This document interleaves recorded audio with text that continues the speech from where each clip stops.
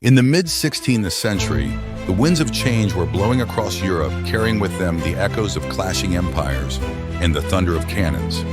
At the heart of this tumult was King Henry VIII of England, a ruler with a vision to transform his nation from a maritime underdog into a formidable sea power. England was stifled by an embargo from Charles V, the Holy Roman Emperor and King of Spain, who had banned the export of bronze cannons to cripple England's naval capabilities. This challenge ignited a strong resolve in Henry to overcome the restriction.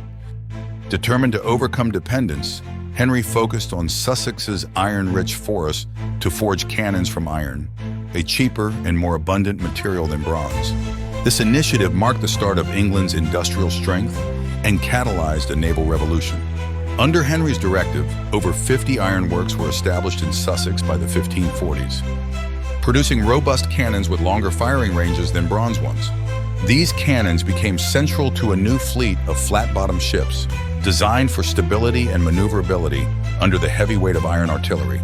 The true test of these innovations came in 1588, during the reign of Queen Elizabeth I, Henry's dauntless daughter. The Spanish Armada, a formidable fleet that was the pride of Charles V, set sail for England, intent on invasion.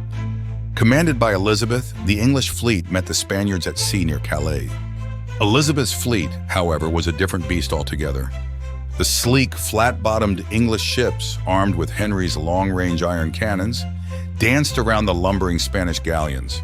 Utilizing their superior maneuverability and the devastating reach of their cannons, the English ships unleashed a barrage that decimated the Spanish fleet from a distance, a tactic previously unthinkable with the shorter-range bronze cannons.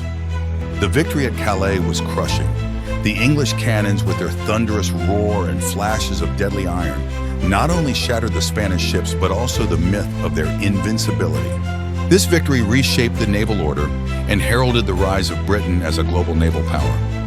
The aftermath of Calais saw the spread of England's influence across the seas, fueled by the very cannons that had once been a symbol of its vulnerability. The tide of power had turned, and with it, the course of history, as England now set its sights on new horizons, establishing colonies and trade routes that would lay the foundations of an empire on which the sun would never set.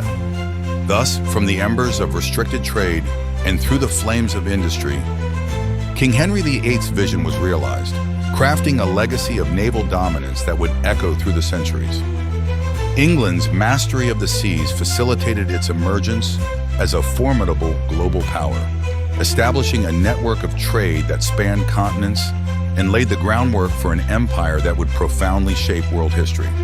King Henry VIII's foresight and revolutionary naval strategy not only transformed England into a leading maritime power, but also ingrained a legacy of innovation and bold leadership that would be revered and continued by his successors.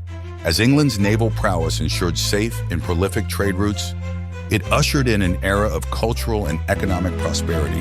This boom was reflected in the opulence of societal gatherings and the vibrancy of its port cities, bustling with international trade and cultural exchanges.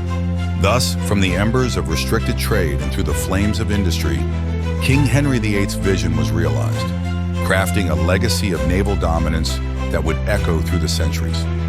Despite criticism that King Henry VIII practiced a reign of terror, changing 6 queens, divorcing them without cause, executing 2 queens, and executing the Lord Chancellor and many in his entourage, he provided the foundation of the British Empire.